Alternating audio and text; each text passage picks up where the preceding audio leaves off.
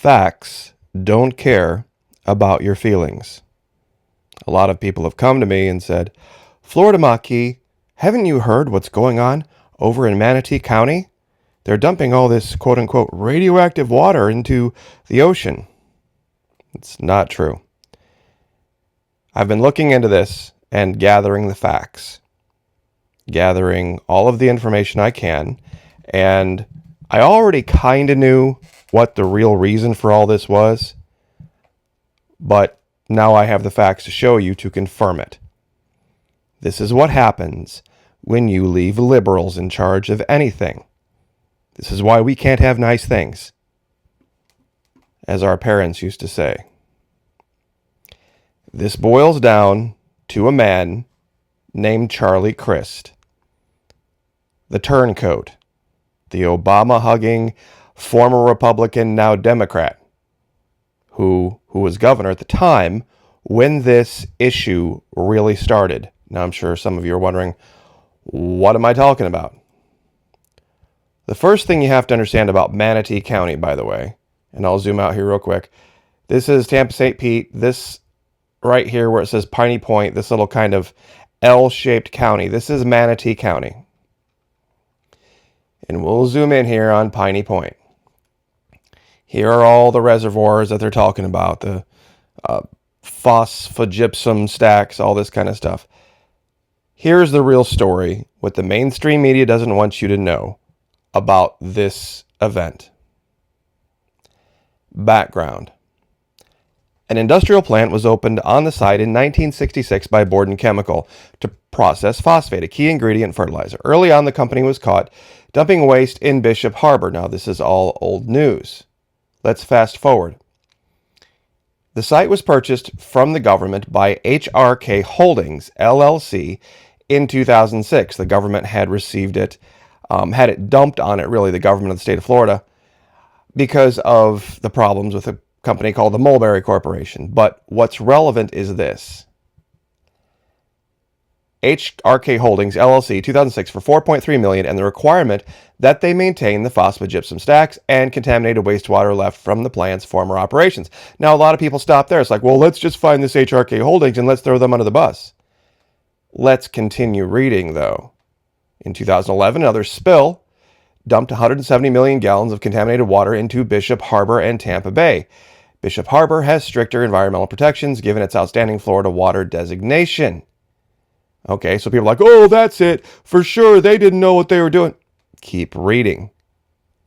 HRK Holdings filed for Chapter 11 bankruptcy in 2012, citing expenses from a leak the previous year when HRK had allowed, you ready for this, the Manatee County Port Authority to store materials in the property's reservoirs from the dredging of Port Manatee's Berth 12 expansion. Had they not done that, we would not be where we are today. The Port Manatee Port Authority, they are the ones that bear the blame for this.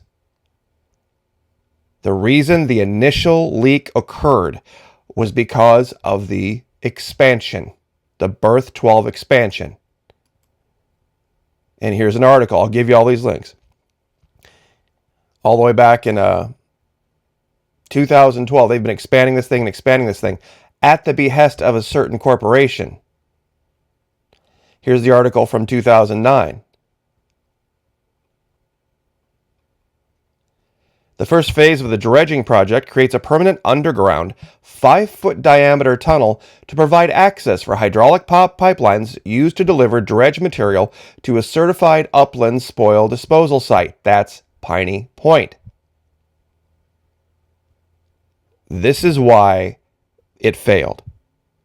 Because of the expansion up in basically Tampa, St. Pete, Sarasota. They controlled all of this.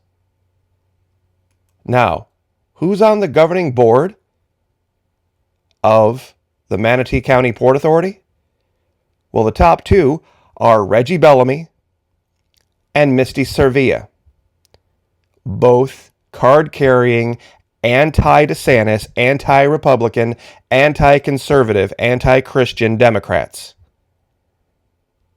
This is why we can't have nice things. If you think I'm kidding, Misty Servia wrote a letter very, very recently trying to throw Governor DeSantis under the bus based on that thing in Lakewood Ranch. Oh, by the way, which is in Manatee County.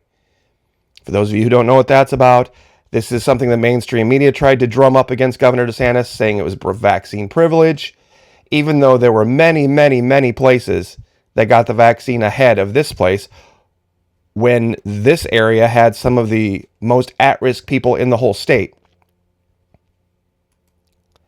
This guy and this woman together, along with Del Monte.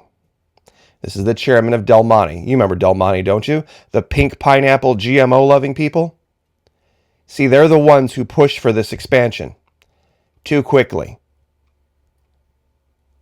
This is the closest port to the Panama Canal in North America. And I'll zoom out here so you can see this. Here's the Panama Canal. This is the closest port. They dredged and they expanded and they dredged and they expanded, and they didn't think about the ramifications of their actions, and now it's come back to bite them. And they're going to try to make it the governor's problem. They're going to try to make it the federal government's problem. They're going to try to make it everybody's problem. But really, it boils down to the guy who was in charge when this all got approved. And that was Charlie Crist, the turncoat Democrat, former Republican. He is the one who approved all this. This all happened on his watch. Cut and dried case. This is why we can't have nice things. This is what happens when you leave liberals in charge of something. They just think things happen magically, that we have the technology that existed on Star Trek: The Next Generation, that everything just is going to be fixed by Captain Picard. They don't understand the long-term effects of their decisions. And like I said, I will give you the links to the Wikipedia for the Piney Point. I'll give you the links to, if you need to look up who the governor of Florida was in 2011, go right ahead. It was Charlie Crist. It's just sometimes, I don't want to get emotional myself, infuriating to watch people dance around the issue about this or that or the other without stopping and asking the question, okay, why did the reservoir fail? Is there any information on that? How are we now just hearing about this? Has it been an ongoing problem? Where did the problems really stem from? What decisions have been made? Who have been the people in charge of making the decisions?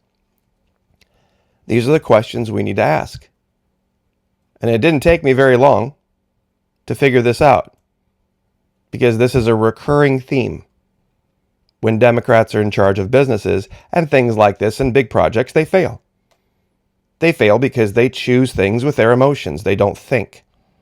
And we've covered this ad nauseum on my channel. Democrats only care about their feelings and how they feel about this and how they feel about that and how they feel about the other thing. And now we have a giant freaking catastrophe. It's actually not going to be quite that bad. They're fixing it.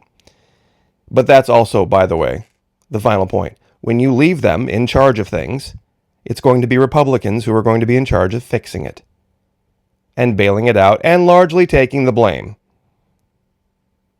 even though usually they had nothing to do with it. Facts don't care about your feelings. And you can look up all these facts for yourself. It's all publicly available information. This is a Manatee County Port Authority problem that was authorized by a Democrat governor. They caused this. They caused the failure.